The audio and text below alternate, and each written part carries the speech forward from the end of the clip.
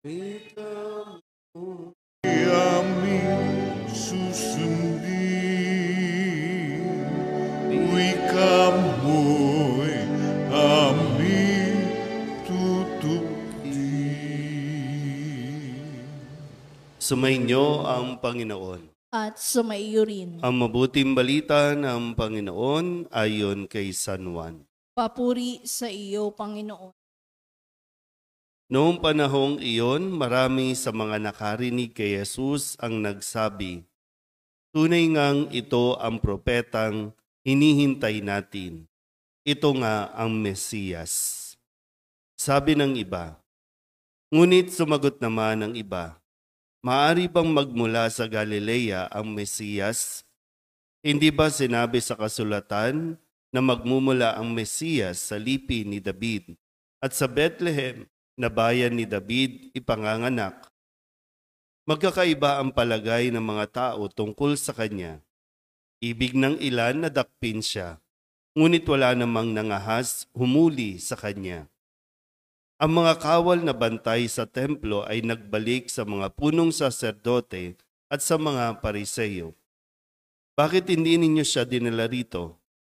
Tanong nila sa mga bantay. Sumagot sila, "Wala pa pong nagsalita ng gaya niya. Kayo man ba'y nalinlang din?" Tanong ng mga pariseyo. "Meron bang pinuno o pariseyong naniniwala sa kanya?"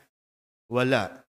Mga tao lamang na walang nalalaman sa kautusan ang naniniwala sa kanya. Mga sinumpa. Isa sa mga naroon ay si Nicodemo na nagsadya kay Jesus noong una. Tinanong niya sila, "Labag sa ating kautusan na hatulan ang isang tao ng di muna nililitis at inaalam kung ano ang kanyang ginawa, hindi ba?" Sumagot sila, "Ikaw ba'y taga-Galilea rin? Magsaliksik ka at makikita mo na walang propetang magmumula sa Galilea." At umuwi na ang bawat isa. Ang mabuting balita ng Panginoon. Pinupuri ka namin, Panginoong Hesukristo. Isang magandang umaga po sa inyong lahat. Ngayon po ay Sabado ng huling araw ng ika-4 na linggo ng ating 40 araw na paghahanda. At painit na ng painit, papunta na tayo sa exciting part ng ating pong pinaghahandaan.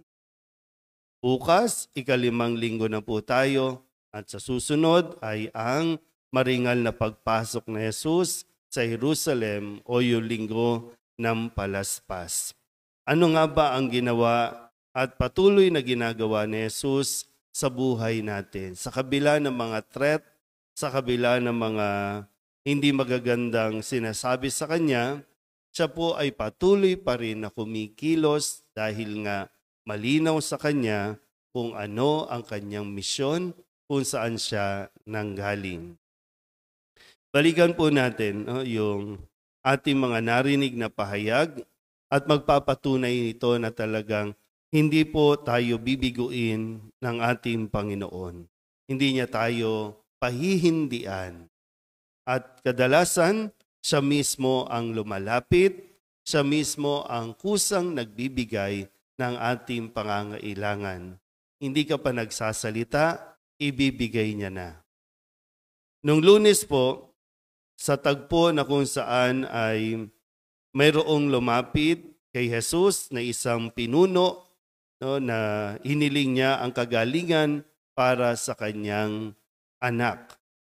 Sumagot si Jesus, "Umuwi na kayo, magaling na ang iyong anak." Ganito ka-powerful, no? Yung kapag sinabi ng Diyos, mangyayari.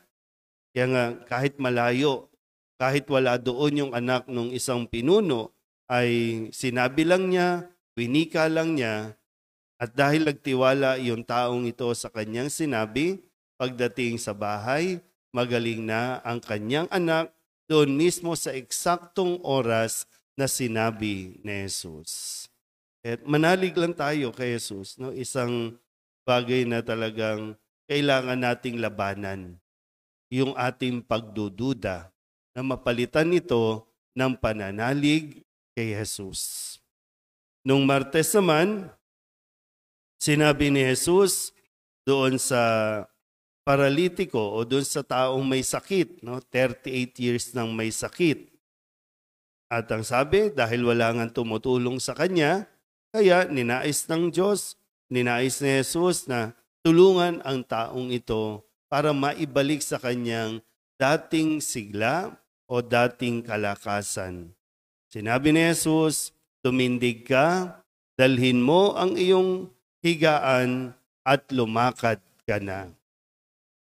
Dito po kadalasan, no, parang naalala ko na at applicable, nasa Diyos ang awa, nasa tao ang gawa. Sinabi na ng Diyos, sinabi na ni Jesus kung ano ang dapat gawin, kailangan ng pagkilos naman sa atin. Noong Miyerkules, muli sinabi ni Jesus, ang nakikinig, tandaan niyo po, no? Ang nakikinig sa aking salita at nananalig sa nagsugo sa akin ay may buhay na walang hanggan. Ito yung mapapala, ito yung makukuha ng isang taong marunong na makinig sa salita ng Diyos. Nung Huwebes, sabi naman ni Jesus, dahil hindi lahat ay naniniwala, hindi lahat ay tumatanggap sa Kanya, pero ang sabi niya, ngunit ayaw naman ninyong lumapit sa akin upang kayo'y magkaroon ng buhay.